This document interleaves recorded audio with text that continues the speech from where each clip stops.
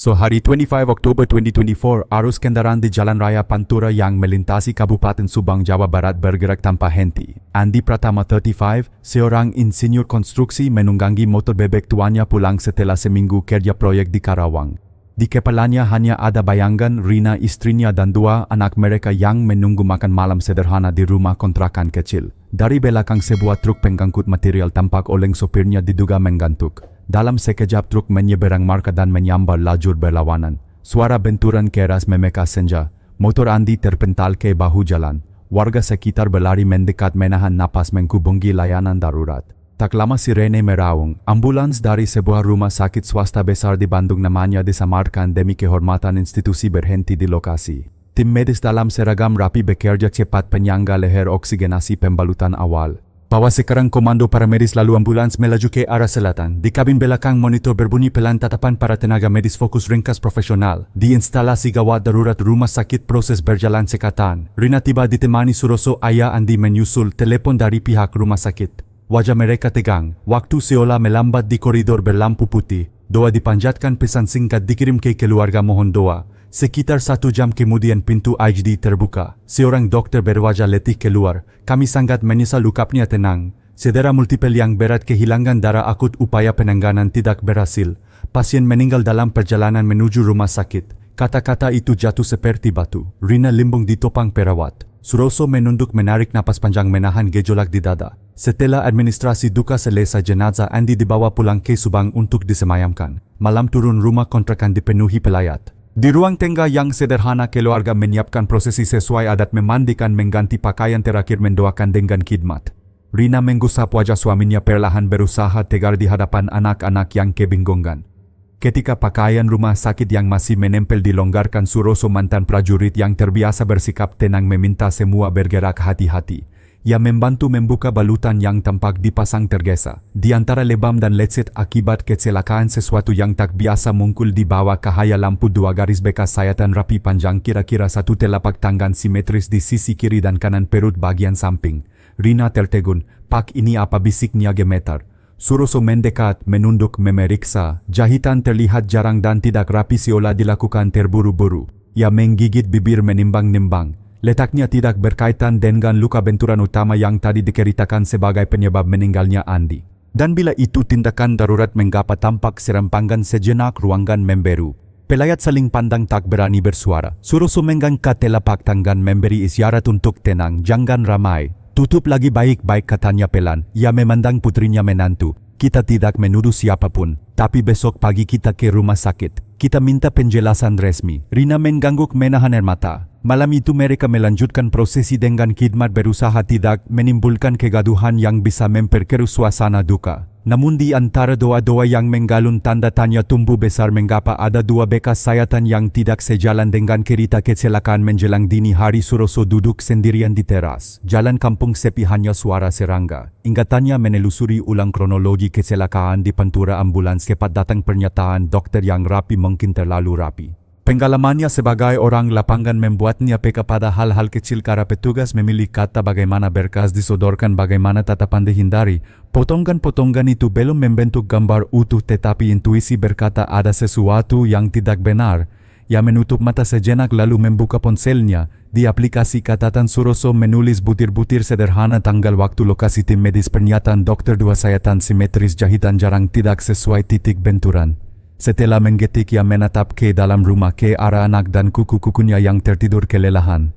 Keputusan mulai menggeras di hatinya.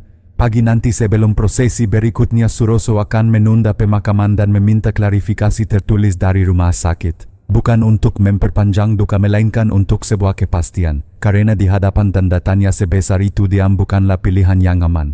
Di langit timur fajar merayap.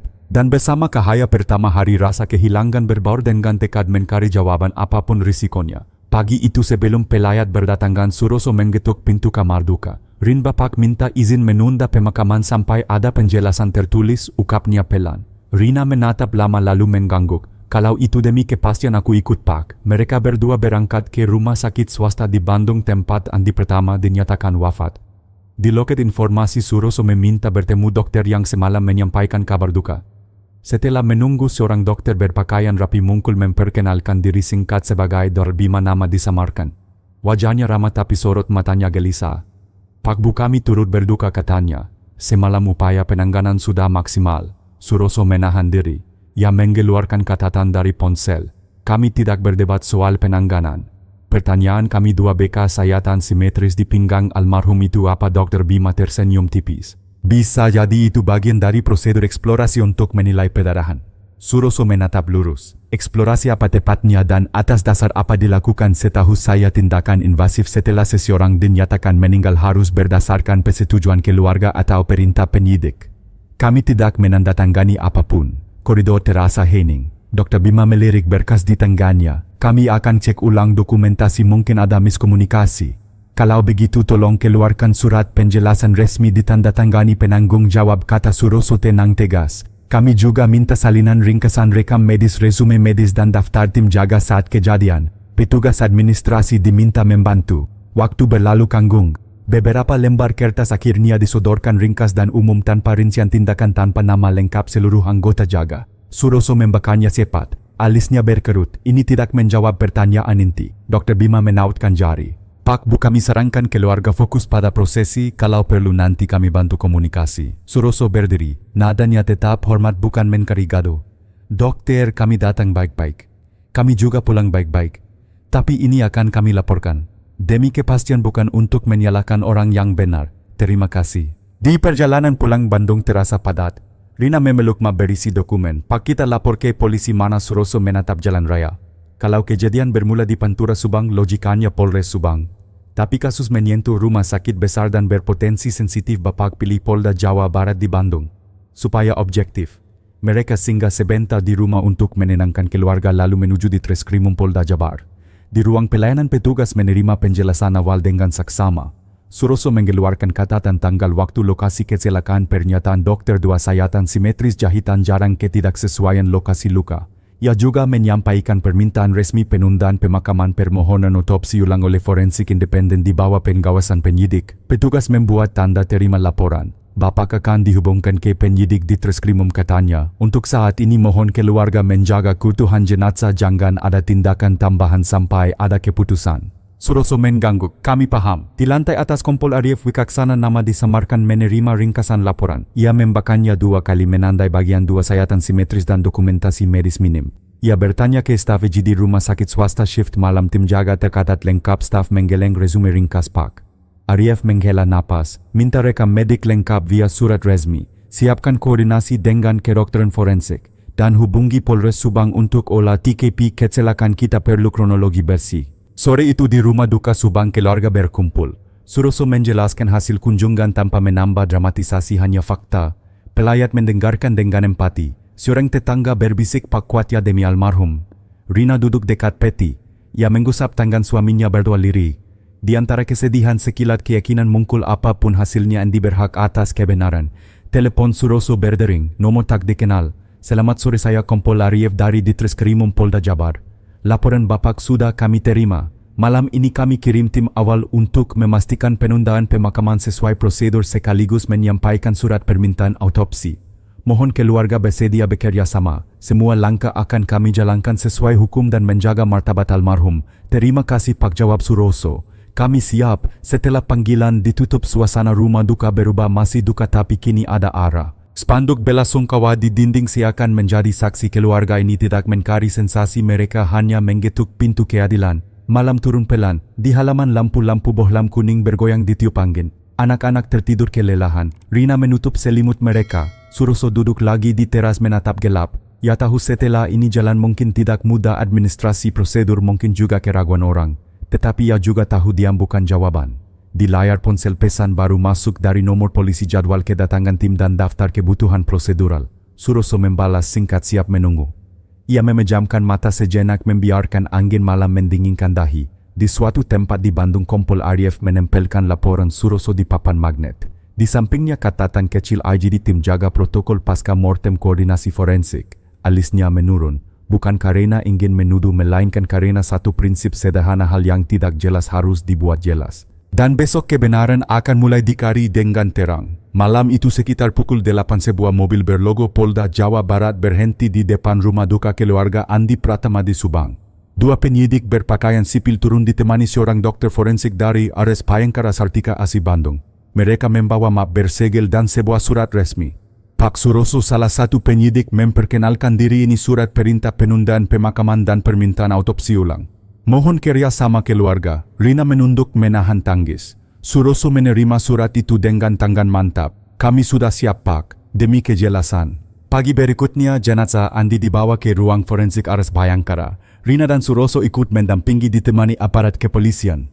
Ruangan terasa dingin, cahaya lampu neon memantul di dinding putih. Dokter forensik Ratna Kusuma memberi penjelasan singkat. Kami akan memeriksa secara menyeluruh. Prosedur dilakukan sesuai hukum dan etika. Keluarga diperbolehkan menyaksikan dari balik kakak observasi. Suroso mengangguk. Kami percaya dok. Pemeriksaan dimulai. Dua sayatan di sisi tubuh Andi menjadi fokus awal. Dr. Ratna menyapu pandangan kemudian berkata pada penyidik, ini bukan luka kecelakaan. Sayatan lurus halus dibuat dengan pisau beda. Jahitannya terburu-buru, tidak standar medis. Para penyidik saling pandang mengcatat setiap detail. Suroso menggepalkan tangan di balik kakak, wajahnya tegang namun tetap diam. Setelah perut bagian samping dibuka, hati-hati suasana ruangan menegang. Seorang asisten forensik menahan napas. Dr. Ratna menghela panjang lalu berkata tegas, bagian dalam tidak lengkap. Jantung tidak ada, dua ginjal hilang, sebagian besar hati terpotong. Kata-kata itu menghantam keluarga seperti petir. Rina menutup wajahnya tersungkur. Suroso menahan pundaknya, matanya basah tapi sorotnya keras. Dr. Ratna melanjutkan, secara ilmiah korban memang meninggal akibat cedera parah dari kecelakaan. Namun setelah kematian klinis tubuh jelas telah dieksploitasi. Ini bukan prosedur medis yang sah. Penyidik Kompol Arief mencatat cepat. Jadi ada indikasi kuat tindak pidana. Dr. Ratna mengangguk mantap. Ya, ini praktik ilegal. Jenazah diperlakukan seperti barang dagangan. Selesai otopsi, penyidik menggelar rapat singkat di ruang khusus rumah sakit. Di papan tulis kecil Kompol Arief menuliskan poin 1. Kecelakaan di Pantura sebab kematian sah. 2. Sayatan simetris tidak terkait trauma kecelakaan. 3. Organ vital hilang, indikasi kuat pencurian organ. 4. Dokumentasi medis minim, dugaan penghilangan jejak. Ia menatap timnya. Kita berhadapan dengan kemungkinan jaringan dalam rumah sakit. Harus hati-hati. Informasi ini tidak boleh bocor. Seorang penyidik lain bertanya, langkah pertama komandan segel rekam medis, mintai daftar nama tim jaga malam itu. Kita kumpulkan bukti tanpa ribut-ribut. Kalau benar ada sindikat, mereka pasti berusaha menutup jejak secepatnya. Malam harinya jenazah Andi dikembalikan ke keluarga untuk prosesi pemakaman yang tertunda. Meski duka semakin dalam, keluarga kini memiliki satu pegangan, kebenaran sedang diperjuangkan. Suroso berdiri di beranda rumah menatap kerumunan pelayat. Ia berbisik pada dirinya sendiri, nak bapak janji, apapun taruhannya keadilan akan datang. Angin Subang berhembus dingin membawa tekad yang tak tergoyahkan. Dan dari Bandung sebuah tim penyidik mulai menyiapkan langkah berikutnya untuk menyingkap bayangan hitam di balik jas putih. Di markas Ditreskrimum Polda Jawa Barat, ruangan rapat lantai 3 dipenuhi berkas dan papan tulis yang penuh coretan.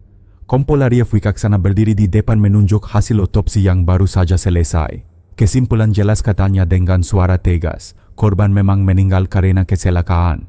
Tapi setelah itu tubuhnya dibela secara ilegal, organ vital hilang. Ini bukan insiden medis, ini kejahatan terorganisir. Beberapa penyidik mengangguk. Seorang anggota senior bertanya, kalau jaringan ini ada di dalam rumah sakit, bagaimana kita bisa masuk tanpa menimbulkan kecurigaan? Rumah sakit besar, banyak staf, reputasi kuat.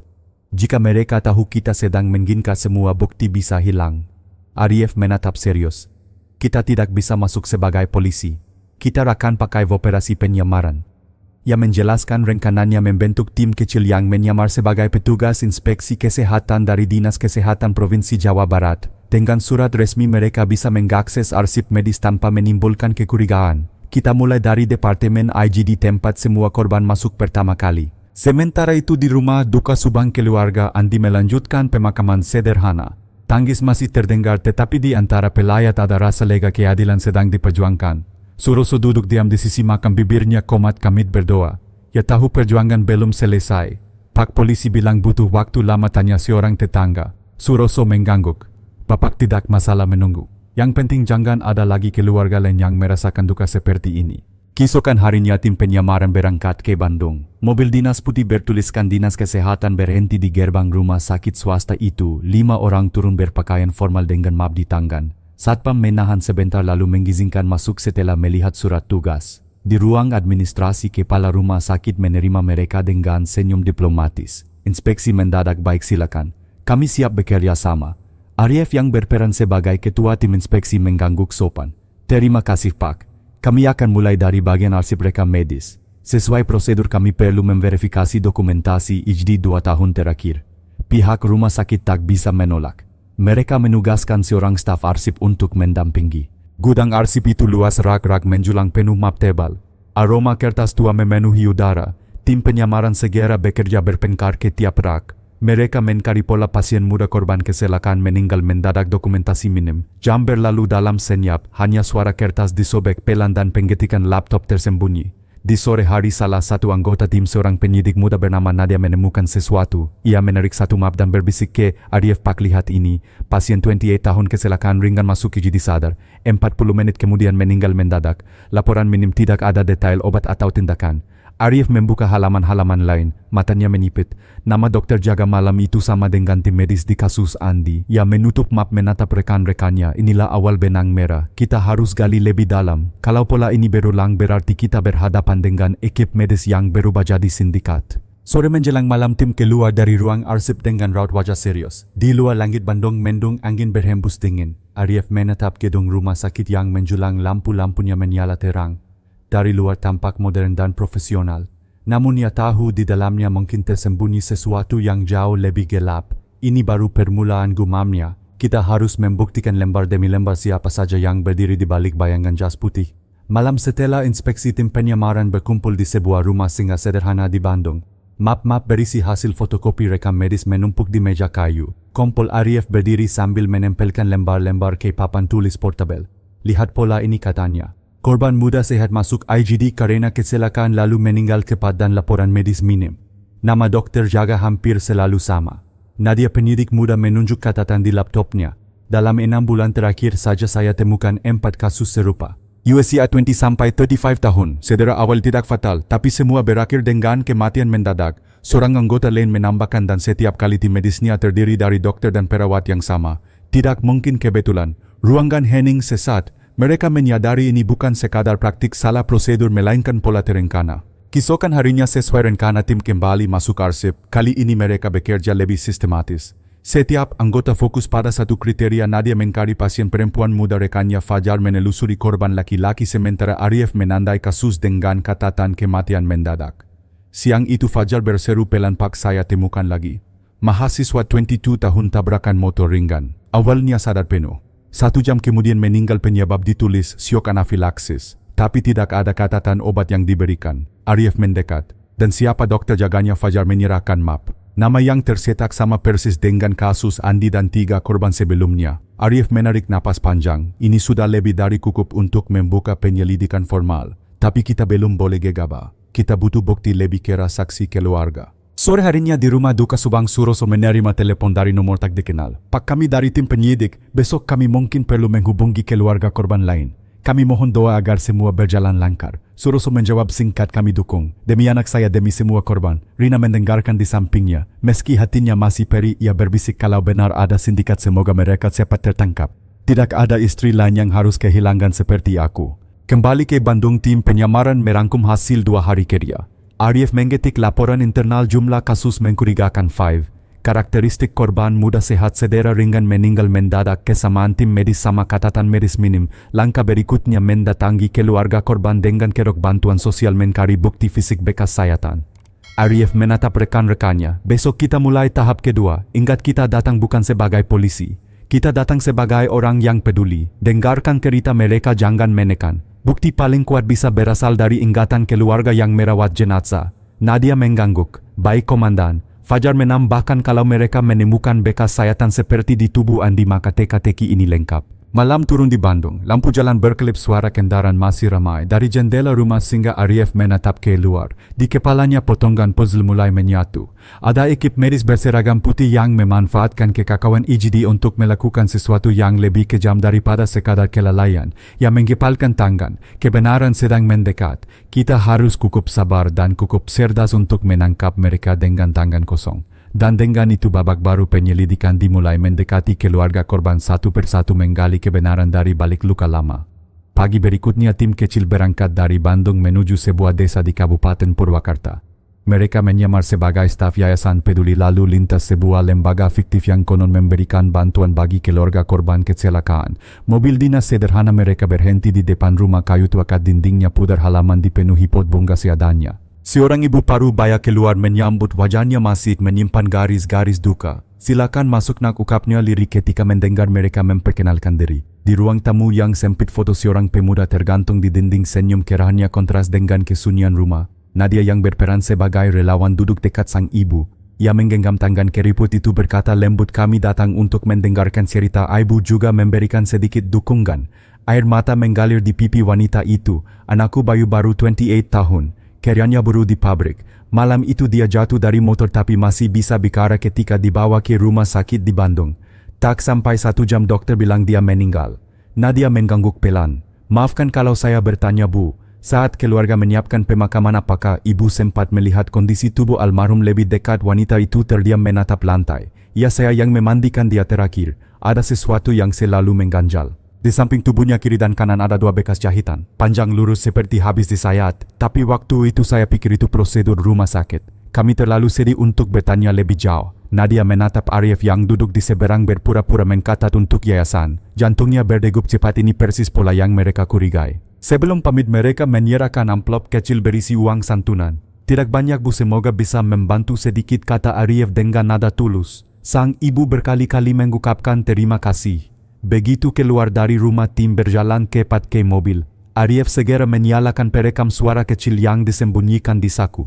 Catat keterangan saksi pertama ibu korban bayu memastikan adanya 2 sayatan simetris dengan jahitan kasar. Sama seperti kasus Andi, Nadia menambahkan ini bukti lisan langsung, pola makin jelas. Sore itu mereka melanjutkan perjalanan ke kota Cimahi mendatangi keluarga korban lain, seorang mahasiswi berusia 20 tahun. Rumahnya lebih besar, keluarganya kalangan pegawai negeri. Ayah korban menerima mereka di ruang tamu luas, wajahnya kaku namun penuh luka. "Anak saya kecelakaan motor. Kepalanya cedera tapi masih sadar. Masuk IGD 1 jam kemudian meninggal. Waktu kami siapkan pemakaman saya menemukan bekas jahitan di perutnya. Panjang tapi dijahit asal. Saya tanya dokter, katanya itu tindakan darurat. Saya tidak pernah yakin." Arif menunduk hormat. "Kami turut berduka, Pak. Cerita Bapak akan kami catat. Kami berharap pengalaman pahit ini kelak bisa membantu keluarga lain." Mata sang ayah berkaca-kaca. "Kalau memang ada yang tidak beres, tolong ungkapkan.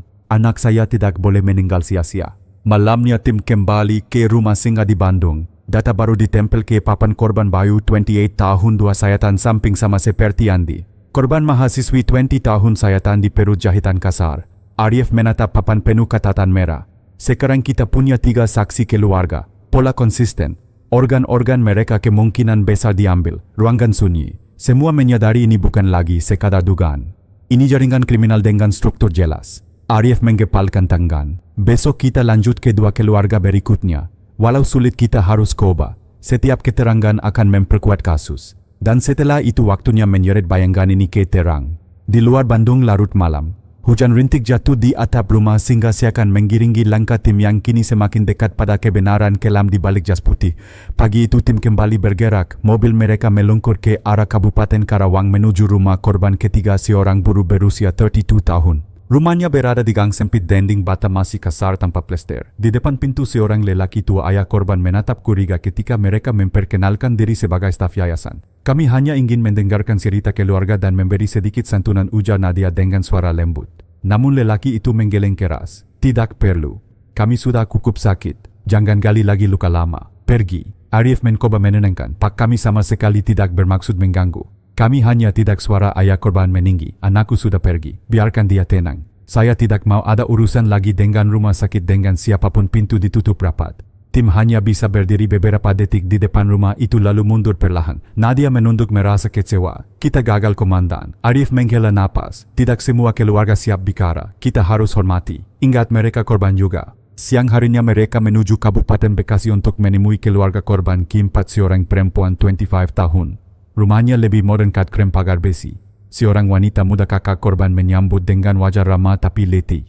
"Terima kasih sudah datang," katanya. "Tapi kami tidak tahu banyak. Pemakaman waktu itu kami serahkan penuh ke jasa rumah duka. Keluarga tidak sempat melihat jenazah secara detail. Kami terlalu hancur. Nadia menatapnya penuh empati. Kami mengerti Mbak. Tidak apa-apa. Kehadiran kami hanya ingin mendengar sedikit cerita. Wanita itu menunduk, suaranya bergetar. Adikku kerja pekerja keras. Kehilangannya sudah cukup menghancurkan. Saya hanya berharap apapun yang terjadi tidak ada lagi keluarga lain yang merasakan hal sama. Arif menutup pembicaraan dengan sopan menyerahkan santunan simbolis lalu pamit. Malam itu di rumah singgah Bandung, tim menyusun catatan. Hasil hari ini korban 32 tahun keluarga menolak bicara. Korban 25 tahun keluarga tidak tahu kondisi jenazah karena diserahkan ke jasa rumah duka. Arif menuliskan di papan saksi kuat Tri keluarga Andi Bayu mahasiswi 20 tahun. Dua lainnya kosong, walau 2 kasus buntu 3 keterangan sudah cukup membentuk pola, ujarnya. Sekarang kita punya kombinasi hasil otopsi forensik plus keterangan keluarga. Itu sudah jadi dasar kuat untuk menekan rumah sakit. Nadia menambahkan, tapi kita juga harus hati-hati. Kalau pihak rumah sakit tahu kita sedang gali terlalu dalam, mereka bisa panik dan menghapus jejak. Arif menatap serius. Itulah tantangan berikutnya. Kita harus bergerak cepat tapi tetap senyap. Dan saat waktunya tepat kita akan membuka semua ini di hadapan hukum. Sementara itu jauh di dalam gedung rumah sakit, seorang perawat senior melapor kepada kepala ruang IGD. Pak, akhir-akhir ini sering ada inspeksi mendadak. Mereka bilang dari dinas kesehatan, tapi pertanyaan mereka terlalu detail seperti mencari sesuatu. Kepala IGD terdiam, wajahnya menegang. Jangan banyak bicara, fokus kerja. Kalau ada berkas atau catatan yang aneh segera rapikan. Kita tidak boleh keroboh. Ia menatap keluar jendela, lampu kota berkelip di kejauhan. Di hatinya kegelisahan mulai tumbuh. Ada sesuatu yang bergerak di balik bayangan dan mungkin sebentar lagi akan menyeret semuanya keluar ke terang. Di ruang rapat kecil di Treskrimum Polda Jabar, Kompol Arif menempelkan foto-foto korban dan peta kronologi di papan. Kita sudah punya keterangan keluarga, hasil forensik dan pola direkam medis. Sekarang kita butuh bukti paling keras aliran uang. Seorang penyidik dari unit ekonomi Ibda Satria membuka laptopnya. Kami sudah mulai menelusuri rekening beberapa perawat dan dokter yang namanya berulang di catatan jaga. Awalnya tampak wajar, hanya gaji dan tunjangan. Tapi kalau diperhatikan lebih teliti ada pola aneh. Ia memutar layar ke arah tim. Tabel bank penuh angka-angka. Setiap kali terjadi kematian mencurigakan sekitar 23 hari kemudian ada setoran tunai besar. Jumlahnya antara 70 sampai 120 juta rupiah. Selalu dalam bentuk cash deposit di ATM berbeda-beda, lalu uang cepat ditarik habis. Nadia mengernyit, berarti ini semacam bonus setelah organ dijual. Satria mengangguk. Kemungkinan besar, polanya konsisten. Namun yang paling menkolok bukan itu. Arif menunjuk kolom lain. Lihat rekening istri salah satu dokter senior, Dr. Surya, kepala IGD. Di situ ada transfer miliaran rupiah dari berbagai nama yang tidak terkait.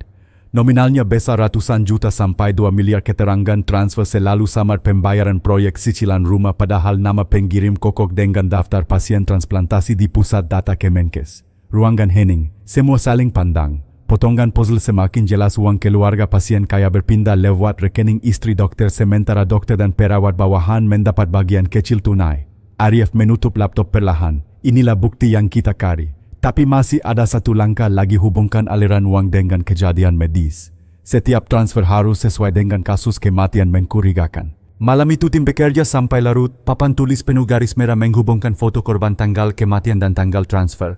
Semakin banyak garis yang kokok, semakin nyata pola kejahatan ini. Nadia sambil menempelkan catatan baru berbisik, Pak, ini bukan lagi kelalaian. Ini bisnis hitam yang dijalankan dengan sistem rapi. Arif menatap tajam. Betul. Mereka bukan dokter penyelamat nyawa, mereka pedagang organ. Dan kita harus hentikan sebelum ada korban berikutnya. Sementara itu di dalam rumah sakit, Dr. Surya duduk di ruangannya membuka ponsel dengan wajah tegang. Ia baru saja mendapat pesan dari seseorang di luar negeri. Permintaan berikutnya satu hati penuh urgent. Ia menggetarkan gigi mengetik balasan singkat, siap. Tunggu kabar. Namun jauh di luar ruangan itu polisi sudah mulai merajut jaring. Uang dokumen dan kesaksian keluarga kini mengarah langsung padanya. Hanya soal waktu sebelum topengnya runtuh. Di markas di Treskrimum Polda Jabar, suasana malam itu begitu tegang. Papan strategi terpampang penuh coretan garis merah yang menghubungkan foto dokter, perawat, korban dan rekening bank. Kompol Arif berdiri di depan menunjuk pada nama yang kini menjadi pusat perhatian, Dr. Surya, kepala IGD. Kita punya 3 bukti utama, ujarnya. 1 hasil otopsi forensik, 2 kesaksian keluarga tentang bekas sayatan, 3 aliran uang mencurigakan ke rekening istri Surya dan anggota timnya. Dengan ini kita sudah cukup kuat untuk menjerat mereka. Tapi ingat kita harus punya bukti penangkapan langsung. Nadia mengangkat tangan. Maksudnya kita tangkap saat mereka sedang beraksi. Arif mengangguk. Ya, kalau kita masuk hanya dengan data mereka bisa bilang semua kebetulan. Tapi kalau kita temukan mereka di ruang operasi dengan organ sudah diambil itu akhir permainan. Ruangan hening. Semua menyadari resiko besar yang menunggu. Keesokan paginya tim intel mulai menyebar. Beberapa anggota menyamar sebagai pasien di IGD, sebagian lagi berpura-pura jadi keluarga pengunjung. Mereka mencatat jadwal Jagadar Surya dan timnya. Dari catatan intel pola mengerikan muncul hampir setiap kali ada pasien muda kecelakaan masuk dengan kondisi parah tapi masih hidup. Dalam waktu singkat pasien itu dinyatakan meninggal. Malamnya setoran tunai muncul di rekening perawat. Artinya mereka sudah punya sistem gumam fajar salah satu penyidik. Mereka pilih korban buat diagnosa buruk lalu tutup akses keluarga. Di sisi lain di ruang rapat rumah sakit Dr. Surya berbicara dengan dua dokter muda yang jadi anak buahnya. Suaranya datar tapi penuh tekanan. Akhir-akhir ini ada inspeksi, kalian hati-hati. Jangan tinggalkan jejak di rekam medis. Semua catatan harus ringkas, jangan detail. Salah satu dokter muda ragu. Pak, kalau benar ada penyelidikan, apa tidak sebaiknya kita hentikan dulu? Mata Surya menyipit. Berhenti berarti kehilangan jaringan internasional yang sudah bayar di muka. Kalian tahu taruhannya, jadi tutup mulut dan lanjut bekerja. Kedua dokter itu saling pandang gelisah. Namun bayangkan uang dan ancaman Surya membuat mereka bungkam. Malam harinya tim penyidik kembali berkumpul di rumah singgah. Arif menggambar sketsa sederhana di papan denah IGD, ruang operasi dan lorong-lorong rumah sakit. Operasi penangkapan kita sebut Operasi Cahaya Putih. Target utama Dr. Surya. Target tambahan 2 dokter muda, 1 dokter anestesi dan 3 perawat. Waktu terbaik saat mereka melakukan tindakan di ruang operasi. Kita harus masuk cepat rahasia tanpa membuat panik pasien lain. Nadia bertanya pelan kalau mereka curiga sebelum kita masuk. Arif menatap semua rekannya. Maka bukti bisa hilang dan korban berikutnya mungkin jatuh.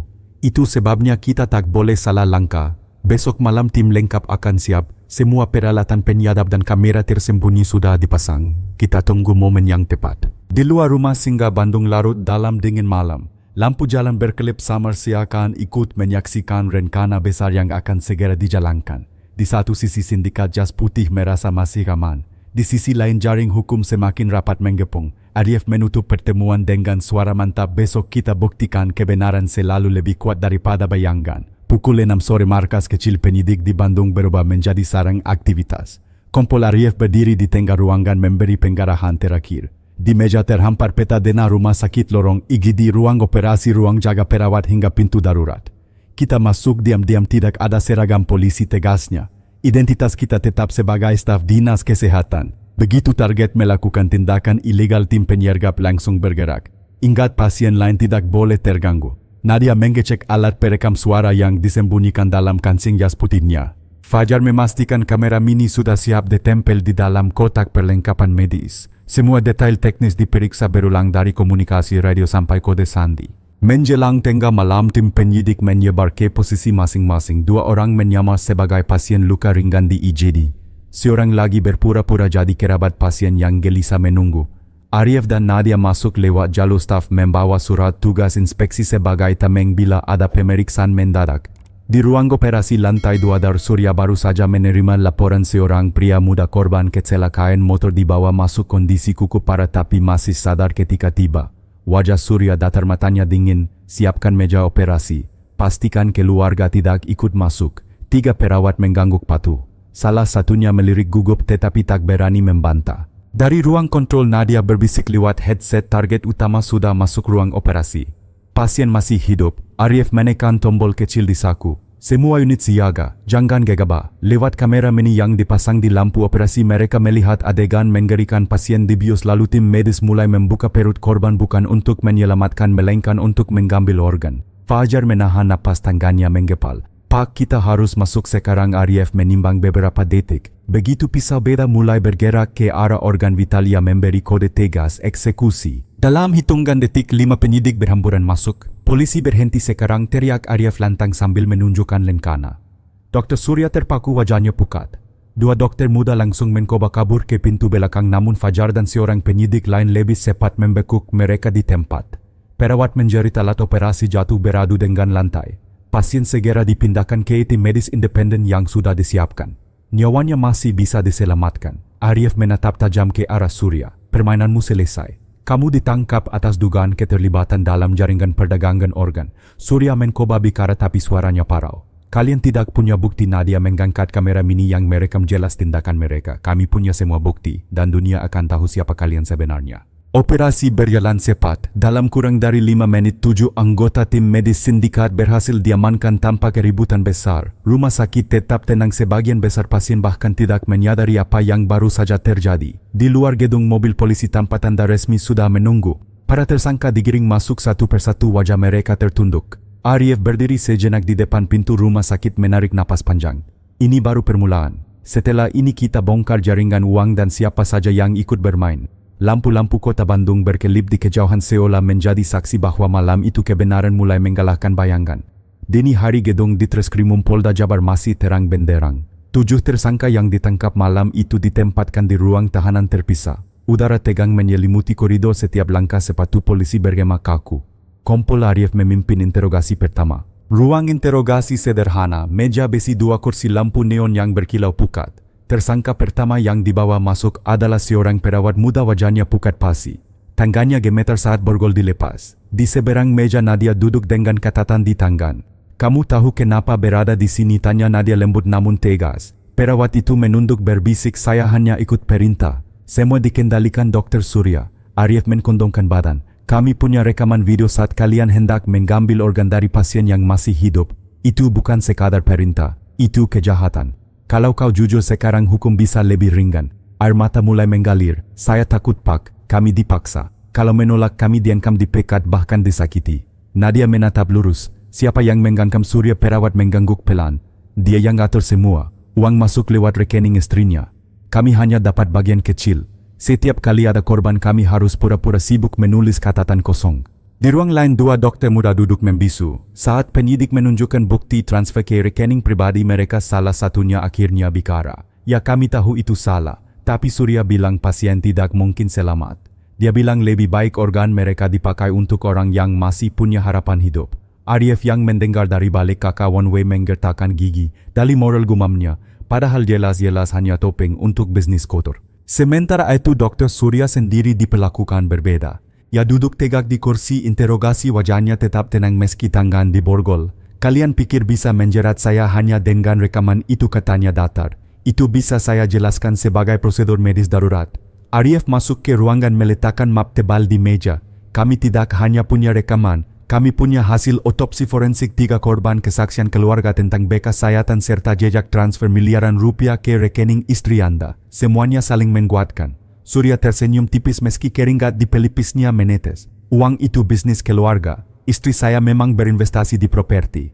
Nadia membuka foto-foto bukti daftar nama pengirim uang yang identik dengan pasien transplantasi di pusat data Kemenkes.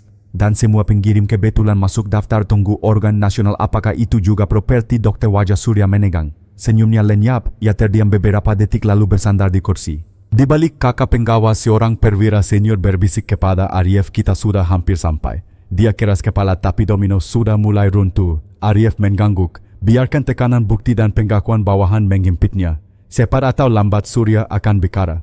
Dan saat itu tiba seluruh jaringan akan terbongkar. Menjelang subuh berita penangkapan mulai bocor ke media lokal. Judul-judul portal berita online muncul, polisi gerebek sindikat organ ilegal di rumah sakit swasta Bandung. Foto-foto buram mobil polisi di depan IGD tersebar luas. Di rumah-rumah masyarakat membaka dengan terperangga. Rasa marah bercampur takut menyebar. Rumah sakit tempat seharusnya menyelamatkan nyawa ternyata menjadi ladang bisnis gelap. Dan di ruang tahanan 7 orang berseragam putih kini menatap malam terakhir mereka sebagai penolong. Kebenaran sudah mulai menelan semua kebohongan yang mereka bangun selama ini. Pagi itu Bandung bergemuruh. Tajuk berita menghiasi halaman depan koran dan portal daring sindikat organ ilegal terbongkar di rumah sakit swasta. Televisi menayangkan siaran langsung dari depan Mapolda Jabar. Wartawan berdesakan dengan mikrofon terakung. Benarkah ada dokter senior yang jadi otak sindikat? Berapa banyak korban sejauh ini? Apakah ada jaringan internasional yang terlibat? Pertanyaan-pertanyaan itu membanjiri para juru bicara kepolisian. Namun pernyataan resmi tetap singkat. Penyidikan berjalan, bukti kuat telah diamankan dan masyarakat diminta tetap tenang. Di Subang, keluarga Andi Pratama duduk di ruang tamu, televisi menyala. Rina menatap layar dengan mata berkakak-kakak. Lihat Pak, nama mereka sudah diungkap. Suroso mengangguk perlahan. Benar, Perjuangan kita tidak sia-sia. Andi tidak pergi tanpa arti. Tetangga berdatangan, sebagian mengungkapkan simpati, sebagian lain marah. Kalau bukan Pak Suroso yang berani lapor, mungkin sindikat ini masih jalan terus, kata seorang warga. Suroso hanya menunduk, tak ingin disebut pahlawan. Di sisi lain, reaksi publik meluas ke media sosial. Tagar #bongkar sindikat organ dan #keadilan untuk korban menjadi tren nasional. Ribuan komentar menggekam keras. Bagaimana bisa rumah sakit jadi tempat jual beli nyawa, tulis seorang pengguna. Ada pula yang menuntut pemerintah memperketat pengawasan rumah sakit swasta. Gelombang amarah itu sampai ke Kementerian Kesehatan di Jakarta. Menteri segera menggelar konferensi pers menjanjikan audit besar-besaran di seluruh fasilitas kesehatan. Kami tidak akan membiarkan kepercayaan masyarakat hancur karena oknum. Sementara publik riuh di ruang penyidikan Polda Jabar, suasana justru makin fokus. Kompol Arief menatap layar komputer penuh diagram. Media sudah ribut, tapi kita jangan lengah. Masih ada jaringan di balik Surya. Uang miliaran rupiah tidak mungkin berhenti di Bandung. Ibda Satria dari Unit Ekonomi menunjukkan laporan baru. Kami telusuri transfer istri Surya. Ada jalur uang ke rekening luar negeri, tepatnya ke Phnom Penh, Kamboja. Nama penerima terhubung dengan kasus lama perdagangan organ lintas batas. Arief menggetuk meja, itu kuncinya. Publik marah, tapi kita harus buktikan rantai internasionalnya. Kalau tidak, mereka bisa bilang kasus ini hanya ulah oknum lokal. Malamnya televisi kembali menyiarkan liputan investigasi. Wartawan menyebut ada kemungkinan jaringan besar dengan klien kaya yang rela membayar miliaran demi organ segar. Masyarakat makin gelisah, sebagian takut pergi ke rumah sakit. Namun di tengah badai ada sekelka kelegaan. Setiap berita, setiap komentar publik, setiap janji pejabat menambah keyakinan keluarga korban bahwa keadilan sedang bergerak. Di teras rumahnya Suroso memandang langit malam. Andi, semoga kau tenang. Perjuangan ini belum selesai, tapi langkah pertama sudah berhasil. Kebenaran sudah di depan mata. Dan di balik semua sorotan kamera dan suara publik, tim penyidik menyiapkan babak berikut menembus batas negara, mengungkap jaringan gelap yang lebih luas daripada yang pernah dibayangkan. Awal Januari, gedung Pengadilan Negeri Bandung dipenuhi massa. Wartawan, aktivis kesehatan hingga keluarga korban memenuhi halaman depan. Spanduk terbentang keadilan untuk korban sindikat organ. Sorak-sorai bercampur isak tangis. Semua mata tertuju pada 7 terdakwa berseragam tahanan oranye yang digiring masuk dengan penjagaan ketat. Di bangku depan Rina duduk bersama Suroso. Ia menggenggam foto mendiang Andi Pratama, wajahnya tegar meski air mata sesekali jatuh.